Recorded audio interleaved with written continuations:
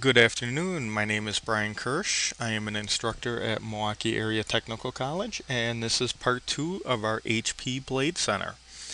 Now, as I mentioned in part 1, you really need to run this off of Microsoft Internet Explorer.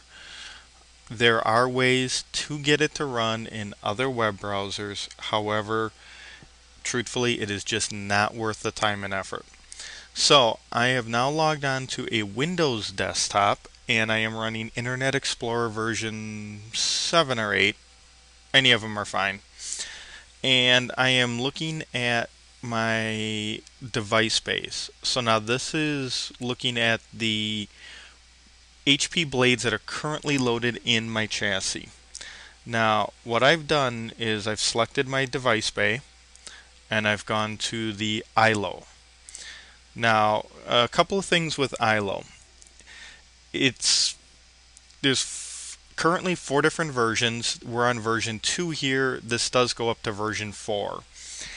ILO is the ability to remote manage without having Windows or anything like that. So it's like a mini computer that is designed to provide you remote console to the actual server. So in this window, I'm going to select the integrated remote console, and it's going to pop up a different window. Now this requires ActiveX and Internet Explorer. So when I select it, and I'll resize the window so we can all see it here, once it stops being a little finicky, shall we say.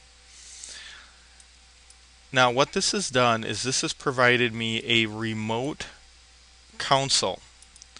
What I can do is actually go up to the top here. I can pull down the power button,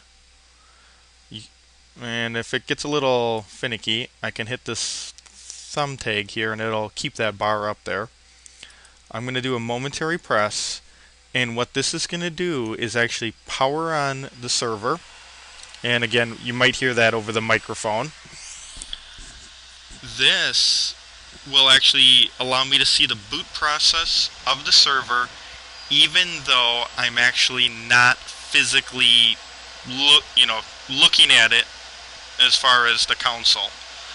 So this gives me a remote console just like I would be standing in the data center, but I'm doing this from my desktop.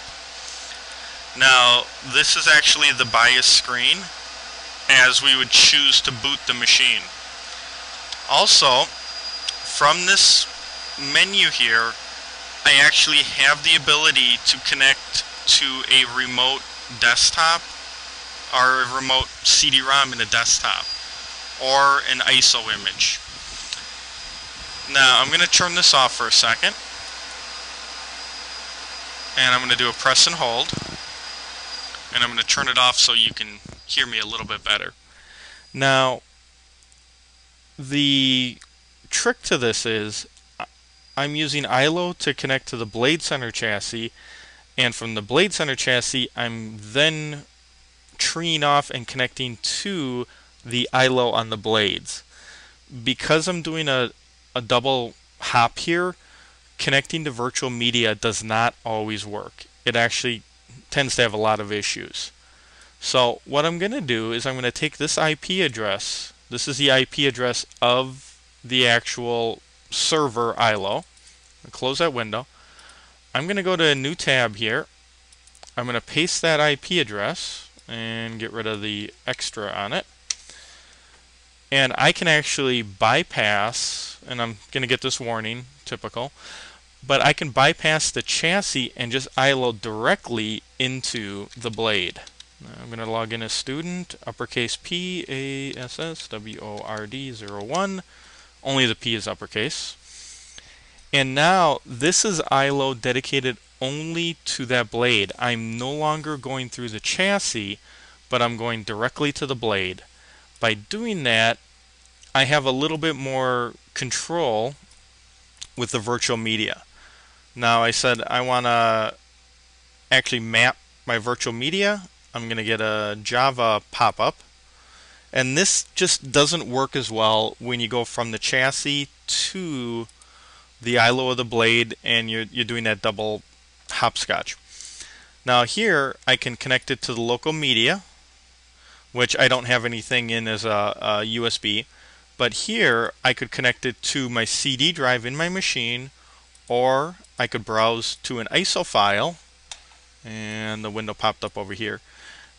And what I could do is go to my D drive, my ITnet Gold, ISOs.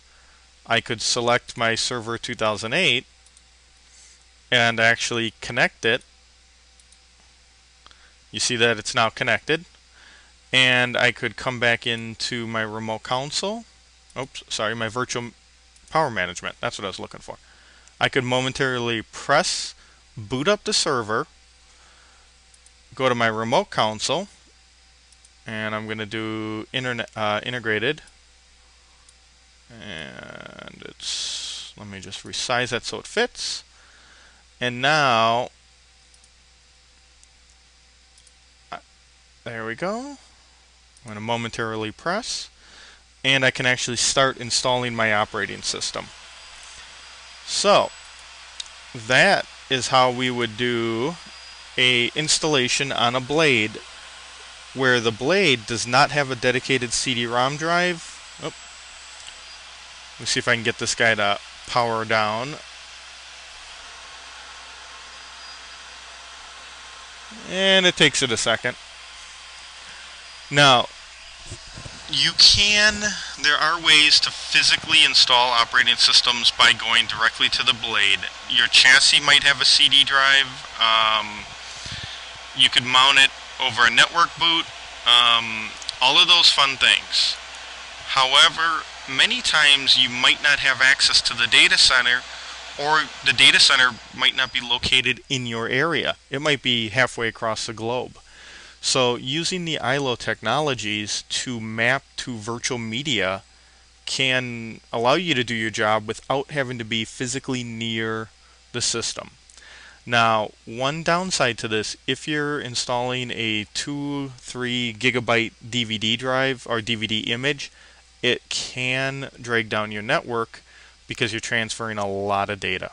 So just something to be aware of. Thank you very much.